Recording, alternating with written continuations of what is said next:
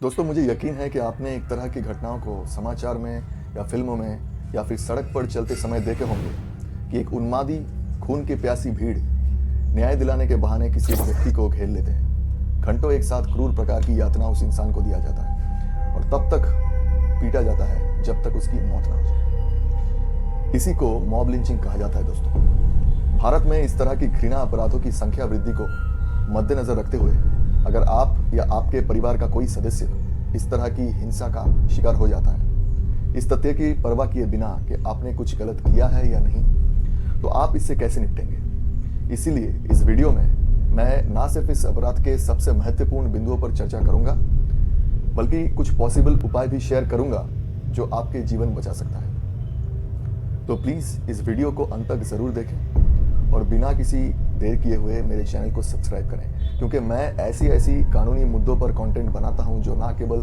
Complex होता है बल्कि जिसके बारे में बहुत कम बात किया जाता है सोसाइटी में। तो सबसे पहले आइए समझते हैं कि ये लिंचिंग शब्द कहां से आया है और इस घृणा अपराध की ओरिजिन क्या है। इससे समझने के लिए हमें अमेरिकन रेवोल्यूशन के इतिहास में 2.5 सदी पीछे जाना होगा। एंड्रू बक्सर, जो एक लेखक और मानव विज्ञानी हैं, उनके अनुसार शब्द लिंचिंग एक क्रांतिकारी युद्ध मिलिशिया कर्नल चार्ल्स लिंच से लिया गया था। लिंच अमेरिकन रेवोल्यूशन के दौरान एक अनऑफिशियल जस्टिस सिस्टम को लेकर आया था, जिसमें रिकंस्ट्रक्शन एरा के बाद की समयकाल के दौरान अफ्रीकन अमेरिकन की लिंचिंग हर रोज होता था दक्षिण अमेरिका में। संदिग्ध आरोपी को जब्त कर लिया जाता था और बेरहमी से पीटने के बाद आमतौर पर एक पेड़ से लटकाकर और आग लगाकर खत्म कर दिया जाता था। बाद में पीड़ितों को टुकड़े टुकड़े कर दिया जाता था और भीड़ के लोग इस वाकया को याद रखने के लिए उनके मांस और हड्डी के टुकड़े ले जाते थे। यही प्रैक्टिस बाद में लिंच लॉ के रूप में जाना जाने लगा। पहला एंटी लिंचिंग बिल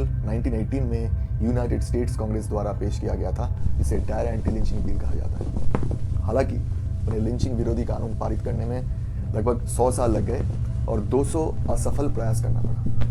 29 मार्च 2022 को अमेरिकी राष्ट्रपति जो बाइडेन ने एमेट टिल एंटी लिंचिंग एक्ट पर हस्ताक्षर किए, जिसने लिंचिंग को एक संघीय घृणा अपराध के रूप में घोषणा किया।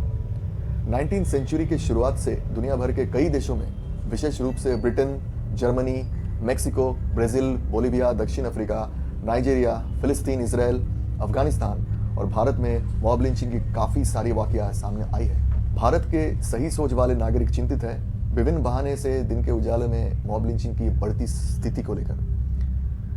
भारत में मॉब वायलेंस का पहला रिकॉर्ड वर्ष 1714 में गुजरात में आयोजित होली दंगा के कारण हुआ था, जो कि एक गाय से संबंधित मुद्दे के रूप में पाया गया था। लेकिन हाल ही में माहौल इतना खराब हो गया है कि मॉब लिंचिंग सिर्फ इसलिए हो सकती है क्योंकि कोई व्यक्ति कैसे दिखता है। मोहम्मद आजाम, जो 32 वर्ष की ग्लोबल कंसल्टिंग फर्म एक्सेंचर के लिए काम करने वाले एक व्यक्ति थे, जिनको बच्चा अपहरण के संदेह में कर्नाटक के मूर्ख गांव में पीट पीट कर मार डाला गया था। ऐसा सुनने में आया था कि उसे बच्चा अपहरणकर्ता के रूप में संदेह किया गया था क्योंकि वो आतंकवादी की तरह दिखता था, और अफवाहों ने भी संदेह को बढ़ा दिया। 2019 में पालघर मॉब लिंचिंग मामले में 2 जूना अखाड़े हिंदू साधुओं को और उनके ड्राइवर को महाराष्ट्र के पालघर जिले में पीट पीट कर मार दिया गया, क्योंकि व्हाट्सएप पर अफवाह फैलाने के कारण इन तीनों को बच्चा चोर समझ लिया गया था। फिर 2017 में पश्चिम बंगाल के मुर्शिदाबाद जिले की सिकंदर गांव की एक मानसिक रूप से पीड़ित महिला की चाइल्ड ट्रैफिकर होने के संदेह में पीट पीट कर हत्या कर दिया गया था। आर देवराज नाम की एक 29 वर्षीय व्यक्ति को, जो बेंगलोर के एक अस्पताल में एम्बुलेंस चालक के रूप में काम करता था, जिसको अनजान व्यक्ति के समूह ने प्लास्टिक कचरा के बैग सड़क पर फेंकने के लिए उसके घर की पहली मंजिल से धक्का देकर मार दिया गया था। फिर आपने ये भी सुने होंगे कि 17 जून 2019 को 24 वर्षीय तबरेज अंसारी को एक पेड़ से बांध दिया गया, बेरहमी से पीटा गया और धार्मिक नारे लगाने के लिए मजबूर किया गया।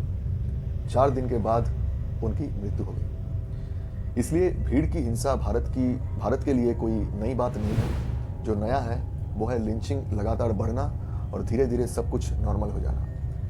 ये अब चरम बिंदु पर चला गया है दोस्तों।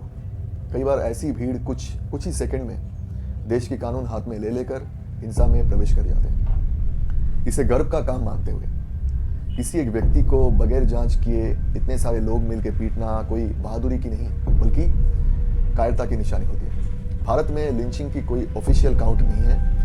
नेशनल और state crime record general crime और मॉब वायलेंस के बीच अंतर नहीं करते हैं। इसलिए देश में अपराध की घटनाओं पर डेटा जारी करने वाले नेशनल क्राइम रिकॉर्ड ब्यूरो 2019 में मॉब लिंचिंग के कारण होने वाले मौतों के जो डेटा कलेक्ट किए थे, कलेक्ट करने के बावजूद भी पब्लिश नहीं किया गया। भारत के सर्वोच्च न्यायालय ने इसे हॉरेंडस एक्ट्स ऑफ मोबोक्रेसी के रूप में संदर्भित किया है।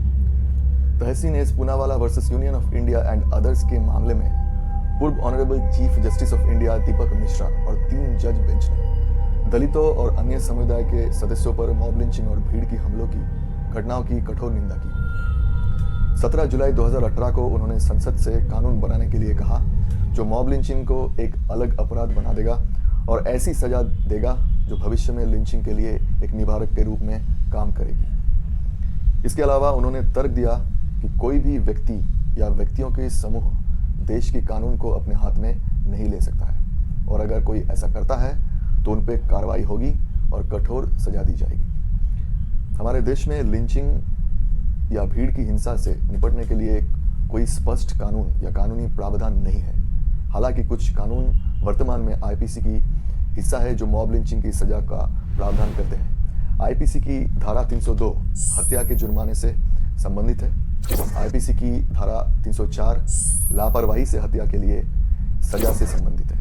सीआरपीसी की धारा 223E में आपराधिक मुकदमा चलाने का प्रावधान है। एक समान अपराध में शामिल भीड़ पर एक साथ मुकदमा चलाया जा सकता है। अब बात करते हैं वीडियो की सबसे महत्वपूर्ण विषय की कि आप भीड़ की हिंसा से कैसे निपट सकते हैं। लेकिन मैं जो कहने जा रहा हूं वो मॉब लिंचिंग से निपटने के लिए सिद्ध तरीका नहीं है। आपके लिए इन सुझाव का पालन करना अनिवार्य या कंपलसरी नहीं है। मैं बस इतना कह रहा हूं कि ऐसा स्थिति में ये टिप्स आपके मदद कर सकता है।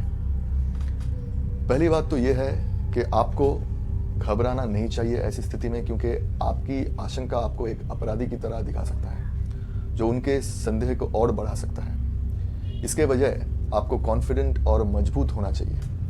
आपको उनके साथ लॉजिक के साथ कम्युनिकेट करने में सक्षम होना चाहिए। इसका मतलब ये नहीं कि आप उनके साथ बहस करेंगे, लेकिन आपको कम से कम अपने बात विनम्रता के साथ रखने की कोशिश करना चाहिए। ऐसी स्थिति में तुरंत पुलिस को फ़ोन करें और उन्हें अपने लोकेशन और घटना के बारे में संक्षेप में बताएं और मदद मांगे।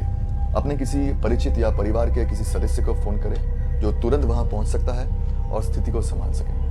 और सबसे महत्वपूर्ण रूप से सेल्फ डिफेंस करें, क्योंकि क्रिमिनल लॉ में प्राइमरी रूल सेल्फ डिफेंस है। आईपीसी की धारा 96 कहती है nothing is an offence which is done in the exercise of the right of private defence. कृपया मुझे कमेंट में बताएं कि भारत में मॉब लिंचिंग के लिए स्पष्ट कानून होना चाहिए या नहीं। आज के लिए बस इतना ही। जय हिंद।